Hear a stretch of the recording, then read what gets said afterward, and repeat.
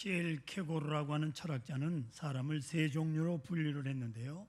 심미적 인간, 철학적 인간, 윤리적 인간, 이렇게 셋으로 분류를 했고요. 프랜시스 베이컨이라고 하는 사람은 개미 같은 사람, 거미 같은 사람, 꿀벌과 같은 사람, 이 세 가지로 분류를 하였습니다. 개미 같은 사람은 열심히 땀을 흘려 일해서 자기 먹을 것을 장만하는 그런 종류의 사람이고, 거미 같은 사람은 컴컴한데 그 줄을 쳐놓고 남이 걸려들기를 기다리는 우명한 사람, 즉 사기치는 데 능숙한 사람, 거미와 같은 사람입니다. 꿀벌과 같은 사람은 여러 꽃을 다니면서 열매를 맺게 하고 꿀을 모아서 사람들에게 제공을 하는 선한 일을 하고 남에게 도움을 주는 사람을 꿀벌과 같은 사람이라 그렇게 말했습니다. 베르그송이라고 하는 사람은 인간은 웃을 줄 아는 동물이라고 정의를 하였습니다. 한번 웃어보시죠. 웃을 줄 아는 사람. 그렇기 때문에 웃지 않는 사람이 있다면 그 사람은 짐승이라고 해야 올 겁니다.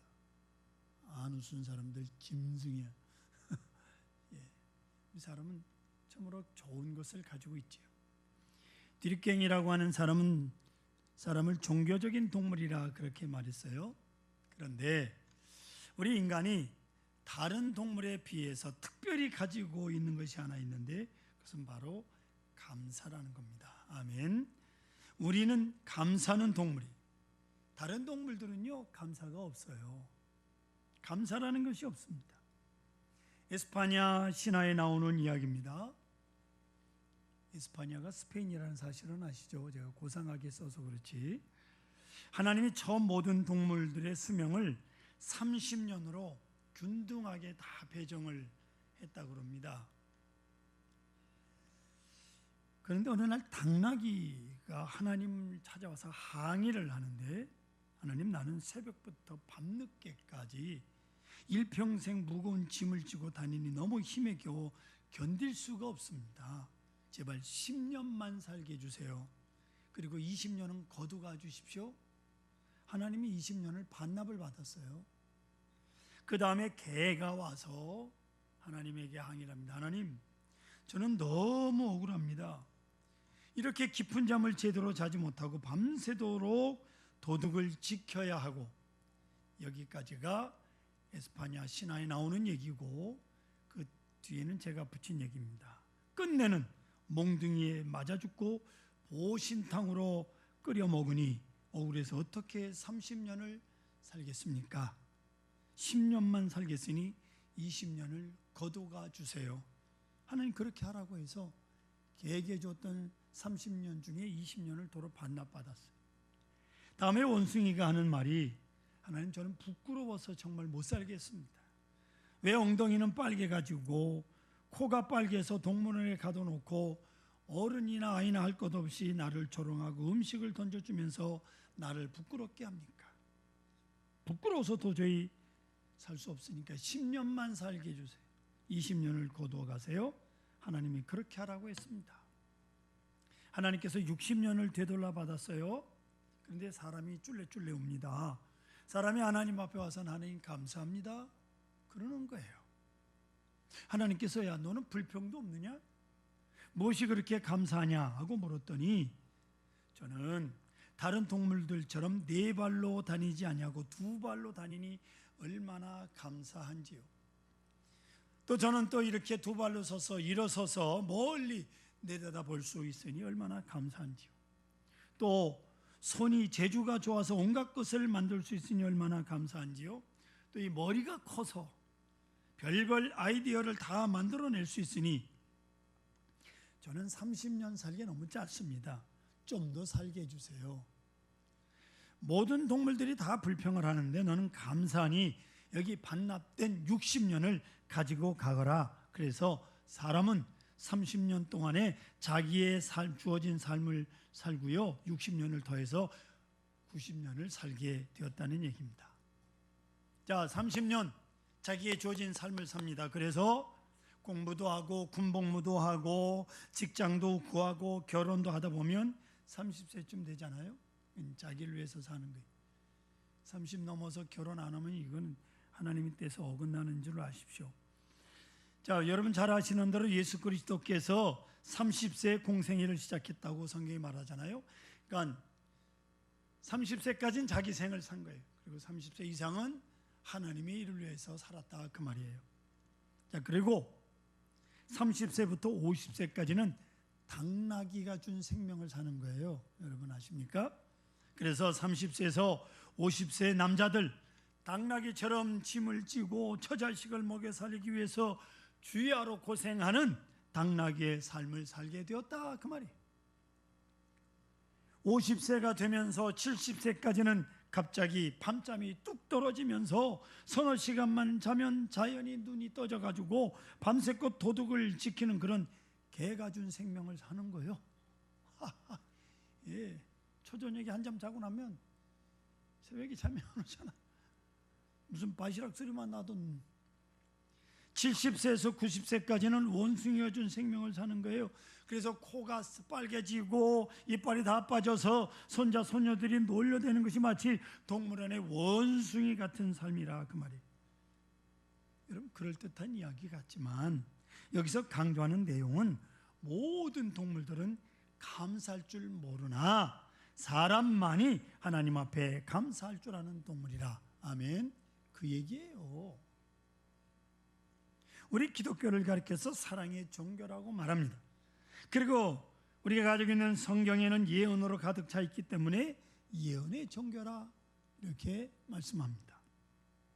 우리나라에도 기독교가 들어오기 전에는 감사라는 단어가 없었습니다.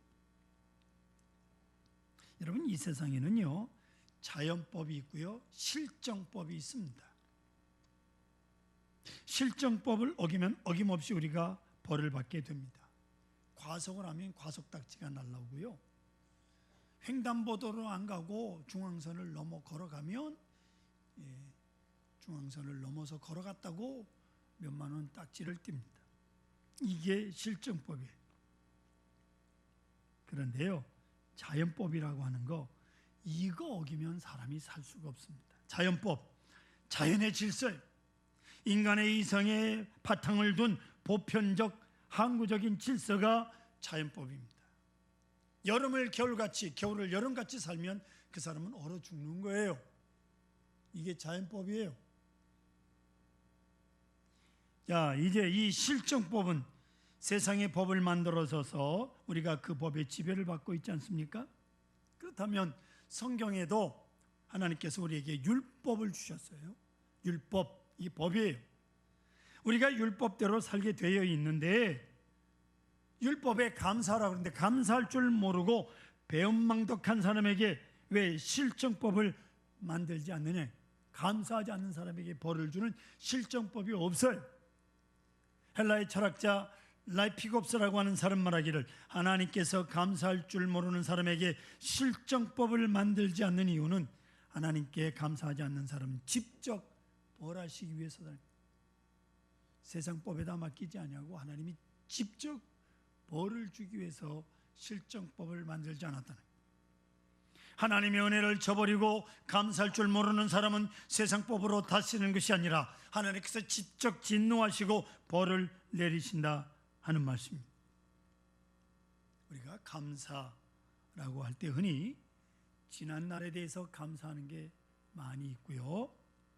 그렇잖아요. 지난 날이면 어쩌고 또 하나는 만일, if 내가 내게 이런 일을 해주시면 감사하고 이렇게 해주시면 뭐 하나님께 감사하겠습니다. 내가 만일 새라면 내가 거기 날아갈 것이고 내가 만일 부자가 된다면 주님께 감사할 것이고 내게 귀한 자녀를 얻는다면 주님께 감사할 것입니다. 내가 만일 좋은 차를 사고 좋은 집을 산다면 하나님께 감사할 것입니다. 맨 만일이야. 만일 if라는 단어를 써요. 뭘 뭐 해주시면 이거 아닙니다. 우리는 하나님이 주신 은혜를 둘로 나누는데 하나는 특별 은혜가 있고요. 또 하나는 보통 은혜가 있어요. 무슨 은혜가 있다고요? 특별 은혜와 보통 은혜. 특별 은혜가 뭐냐? 특별히 우리 예수 믿는 사람들에게 예수 그리스도를 나의 하나님으로 나의 구주로 주님으로 고백하고 구원받은 은혜가 뭐예요? 이게 특별 은혜예요. 아멘. 여러분 무슨 은혜 받으셨어요? 특별 은혜를 받으신 분들이에요. 믿으세요? 그럼 보통 은혜란 뭐냐? 보통 사람들이 다 받는 은혜를 보통 은혜라 그래요. 그런데 보통 은혜에는 비독립성이라고 하는 신학적 용어가 있습니다. 무슨 말인가 하니 특별 은혜를 받지 못하면 보통 은혜를 은혜로 모른다는 겁니다. 즉 보통 은혜는 혼자서 은혜가 될 수 없다는 거예요. 특별 은혜가 있어서 보통 은혜가 된다. 이해가 되십니까? 햇빛을 주시고 달빛을 주시고 별빛을 주시고 공기를 주신 것에 대해서 세상 사람들 감사할 줄 모릅니다. 당연한 거라고 생각을 해요. 네? 그래서 날이 흐리면 왜 이렇게 날이 찌푸렁하냐? 그거 불평하지요. 그러나 특별 은혜를 받은 사람들은 이 보통 은혜가 되어서 하나님 앞에 이것에 대해서 감사를 드리는 겁니다. 하나님이 내게 주신 것에 대해서만 감사한다면 우리는 참으로 세상 사람들과 별로 나을 것이 없는 것입니다. 하지만 우리 성도들은 특별한 은혜를 받은 사람들이라 세상 사람들과는 달라서 우리는 좋은 일이 발생했을 때도 감사할 뿐만 아니라 그렇지 않을 때도 하나님께 감사하는 사람들이에요. 날이 흐리면 흐린 대로 감사하고 해가 나면 해가 난 대로 감사하고 굶어도 감사하고 굶으면 살 빠져서 좋고 먹으면 배불러서 좋고 그런 거잖아요. 모든 게 다 감사를. 옛날 몬테피오리라고 하는 가문이 있는데 아주 유명한 가문입니다. 그 가문의 가훈이 뭐냐? Think and think. 생각하라 그리고 감사하라. 한번 따라 하십시다. 생각하라 그리고 감사하라. 이 가훈이요 얼마나 좋은지 이 가문을 쭉 살펴봤더니 수많은 교수와 박사들과 신학자들과 선교사들이 그 가문에서 주렁주렁 그 후손들이 그렇습니다. 특별 은혜를 받은 성도들은 생각해보면 모두가 감사한 것밖에 없는 거예요. 대표적으로 다니엘 3장 18절을 보시면 사드락과 메삭과 아벳느고라고 하는 다니엘의 세 친구가 등장을 합니다. 느부갓네살 왕이 바람 광야에다 큰 금신상을 만들어 놓고 모든 국민들 바벨론에 사는 사람들은 다 금신상에 절을 해라. 만약 절을 하지 않을 경우에 풀무불을 7배나 더 뜨겁게 해놓고 거기 던져 죽이겠다. 그러나 사드락과 메삭과 아벳느고 세 친구는 말합니다. 왕이시여, 우리는 풀무불에 던져져도 하나님께서는 우리를 구해줄 것입니다. 그리 아니하실지라도 우리는 신상 곧 우상에게 절하지 않겠습니다. 그리 아니하실지라도 in spirit of 이라고 그렇게 표현을 spite of 죄송합니다. spite of 이게 무슨 말이냐? 뭐뭐하지 아니할지라도 그럼에도 불구하고 하나님 앞에 감사하는 것이 성도들입니다. 풀무불 속에 던져짐에도 불구하고 감사하는 거예요. 욥기서 1장 20절로 21절에 보면 욥의 자녀 10남매가 하루아침에 집이 무너져 죽습니다. 태풍이 와서 집을 무너뜨리는 바람에 다 압살을 당했어요. 그리고 그의 몸은 악창이 나서 너무 가려워 잿바닥에 뒹굴면서 기왓장으로 자기 몸을 긁고 있는 상황. 그때 그의 아내가 와서 위로한다는 말 한마디 하지 못하고 그래도 하나님을 믿느냐고 하나님을 욕하고 죽으라고 악담을 합니다. 여러분, 사공이라는 말이 있어요. 이게 한자인데 사공이 뭐냐? 네 가지가 없는 사람. 첫째는 늙은 호라비, 두 번째는 늙은 홀로미, 셋째는 부모 없는 어린이, 넷째는 자식 없는 늙은이. 이거를 사궁이라 그래요. 네 가지 궁색한 사람. 그런데 이 사궁지수 네 가지 궁합 중에 첫 번째가 뭐냐? 늙은 호라비가 사궁지수요.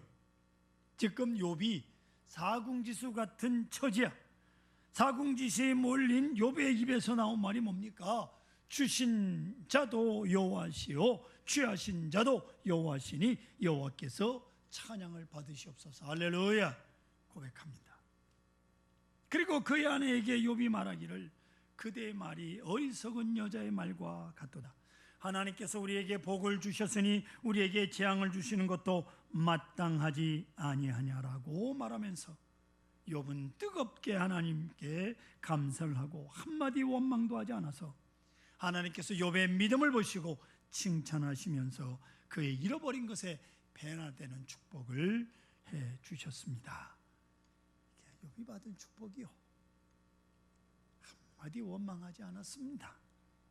하나님께서는 우리에게 때때로 우리를 선한 길로 인도하기 위해서 우리 앞에 시험과 환난과 고통을 주실 때도 있습니다. 이거 기억하셔야 됩니다. 사랑하는 성도 여러분, 월남 전쟁 때 닥토고지라고 하는 곳에서 200명의 전사자를 나란히 눕혀놓고 군인 목사님, 군목이 추수감사 예배를 드렸다는 이야기가 있습니다. 200명의 전사자를 놓고 200명의 전사자를 눕혀놓고 추수감사배를 드리는 광경을 본 사람들이 도대체 이 어려운 상황, 이 끔찍한 상황에서 추수감사 예배를 어떻게 드릴 수 있느냐고 생각을 했습니다. 그러나 그것은 현재 전산 200명으로 인하여 하나님 앞에 감사하는 것이 아니라 전쟁도 없고 죽음도 없는 천국, 먼 미래를 내다보며 하나님 앞에 미리 감사하는 감사 예배였다 그 말이에요. 우리 예수 믿는 사람들 어떤 상황이든지 간에 그 상황을 놓고 하는 게 아니라 앞으로 하나님께서 내게 주실 엄청난 은혜와 축복을 생각하고 감사하는 거예요. 설명을 드리겠습니다. 감사에는요, 애프터 서비스 감사가 있고요, 비포 감사가 있어요. 애프터 서비스라고 하는 말은 문자 그대로 어떤 물건을 샀는데 마음에 안 들거나 고장이 나면 뒷손질을 잘해주고 서비스하는 거예요. 저희 집에 얼마 전에 한 2주 전에 12년 된 김치 냉장고가 망가졌어요. 직원이 와서 뭘 갈아줬는데 일주일도 안 가서 또 고장이 났어요. 12년 됐대. 이번에 고쳐서 안 되면 다시 사야 된대. 지금 가슴이 철렁 내려앉았어요. 은퇴할 때까지는 써야 되는데. 제가 그 김치 냉장고를 붙들고 기도하지 않았습니까? 하나님 고장 나지 않게. 그게부터 서비스요. 여러분, 우리가 하나님께 축복을 받은 뒤에 우리가 서비스로 하나님 앞에 감사하는 이런 수준 없는 감사의 생활로 오늘까지 살아왔잖아요. 이런 애프터 서비스가 하는 감사는 안 된다 그 말이에요. 우리의 감사는 뭐예요? 비포 감사. 뭐뭐 해주기 전에 미리 감사하는, 미리 하나님 앞에 감사하는 선불 감사를, 절대로 후불 감사가 아닙니다.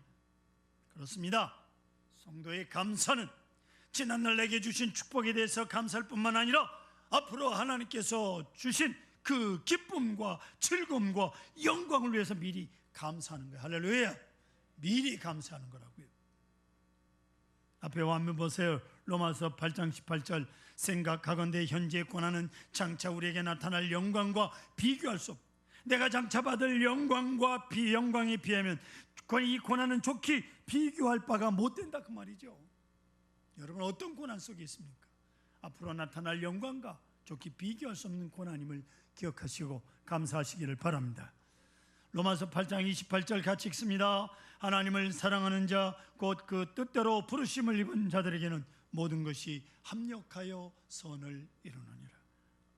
여러분, 결과가 뭘로 결정이 되어 있느냐? 선으로 이미 결정 나 있어요. 결과가 손으로 정해져 있기 때문에 우리는 그 결과만을 내다보고 하나님 앞에 현재 어떤 상황에서도 하나님 앞에 감사하는 사람들이 그리스도인이요. 할렐루야. 결과가 다 이미 나 있다고. 뭘 염려해요? 그리고 하나님께서는 고린도후서 9장 7절에 하나님은 즐겨내는 자를 사랑하시느니라고 말씀하고 있습니다. 참으로 기쁜 마음으로 온전한 마음으로 하나님 앞에 예물을 드리는 것을 하나님 다 아셔요. 인색한 마음으로 억지로 하는 거 아닙니다. 제가 언젠가 특별한 1년에 신년감사헌금, 부활절 감사헌금, 맥주 감사헌금, 또 추수감사헌금, 성탄헌금 5번 특별헌금을 하는데 가능하면 우리는 그 헌금의 10분의 1을 내가 감당하겠다는 마음으로 헌금을 준비하십시오. 그랬더니 어떤 집사님이 그 마음으로 헌금은 그렇게 하는구나 하고 10분의 1을 감당하는 집사님이 계십니다. 이게 믿음이에요. 하나님이 더 큰 복을 주실 줄 믿습니다. 우리는 사도행전 1장부터 읽어가면 사도행전을 성령행전이라고 말할 수가 있습니다. 성령의 역사가 충만하고 초대교회의 아름다운 모습을 사도행전에서 볼 수 있어요. 그런데 시작하자마자 난데없이 옥의 티가 하나 툭 튀어나옵니다. 사도행전에. 그게 뭐냐면 아나니아와 삽비라의 사건입니다. 모두들 다시 오실 주님을 고대하고 자신들의 재산을 다 팔아가지고 사도들을 발 앞에 갖다 놓을 때 아나니아와 삽비라 부부도 자기들도 어쩔 도리가 없어서 재산을 다 팔아 그리고 가져오려고 보니까 너무 아까워. 한 절반쯤 장롱속에 감춰놓고 절반쯤 사도들 발 앞에 갖다 놓았습니다. 성도 여러분 지금 가지고 있는 재산이 절반을 한번 생각해 보십시오. 얼마나 되십니까? 나름 보통 액수가 아닐 것입니다. 굉장히 많으시겠죠. 아나니아와 삽비라도 절반이지만 엄청난 재산을 주님 앞에 바치고 베드로 앞에 거꾸러져 죽었어요. 세상에 그 많은 재산을 바치고 목숨을 잃다니 이토록 억울한 일이 어디 있겠습니까? 문제는 뭐예요? 즐겨내지 않았기 때문에, 억지로 냈기 때문입니다. 그러므로 옥의 티 같은 아나니아와 삽비라 같은 사건을 성령행전, 사도행전 그 중간에 교훈으로 삼기 위해서 끼워 넣었던 겁니다. 호사가 담아라 그래요. 좋은 일 있으면 꼭 마가 한 번씩 끼는 거예요. 추수감사절을 영어로 Thanksgiving Day라 그래요. Thanks와 giving을 붙여서 Thanksgiving. Thanks 감사하면 giving 드린다 그 말이에요. 아시겠습니까? 감사해서 드리는 것이지 Thank you 말만 하고 말로만 감사, 이거는 추수감사절이 아니라는 사실. 어떤 철학자는 말합니다. 우리는 우리에게 있는 것을 가지고 감사할 줄 모르고 없는 것만 가지고 불평합니다. 없는 것만 가지고 불평을 해요. 있는 거 감사하시길 바랍니다. 하나님의 복은 감사의 문으로 들어왔다가 불평의 문으로 사라진다 그럽니다. 종은 울리기까지 종이 아니고 노래는 불려지기까지 노래가 아니고 축복은 감사하기까지 축복이 아니올시다. 여러분 진정으로 감사해야 여러분들에게 주신 하나님의 축복이 완성되는 것입니다. 여러분 옛날에 시골에서 펌프질에서 물을 길렀습니다. 그런데 오래 안 쓰면 물이 쭉 빠져버려요. 그럼 어떻게 또 물을 퍼올립니까?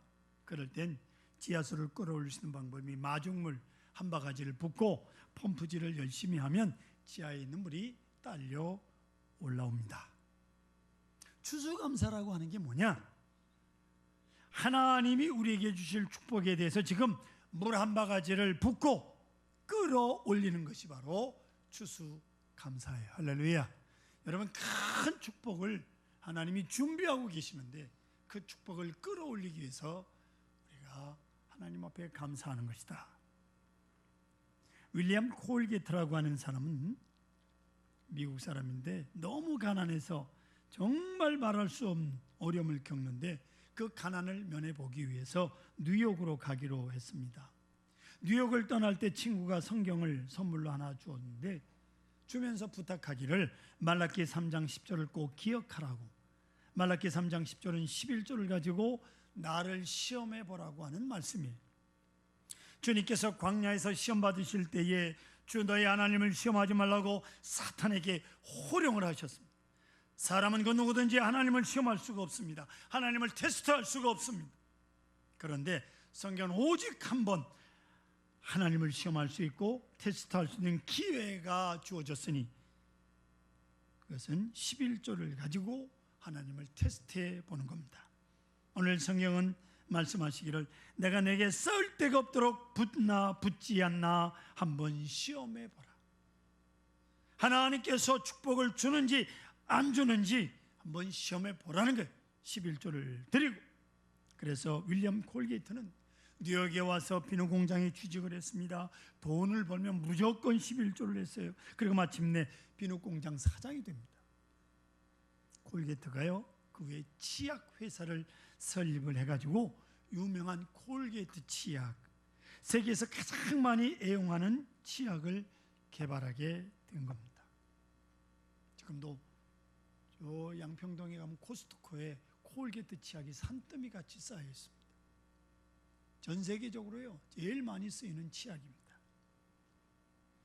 이 회사 콜게이트 치약 회사 11조를 내는 것이 아니라 열의 9을 하나님께 바치고 열의 하나를 가지고 회사를 운영한다고 합니다. 사랑하는 성도 여러분, 우리는 하나님이 주신 입으로 찬송하고 하나님이 주신 마음으로 생각을 하고 하나님이 주신 햇빛과 공기 속에서, 하나님이 주신 하늘 아래서, 하나님이 주신 시간 속에서, 하나님이 주신 음식을 먹고 하나님이 주신 일터에서 하나님의 은총으로 살아가고 있는 사람들, 모든 게 하나님께서 주신 것입니다.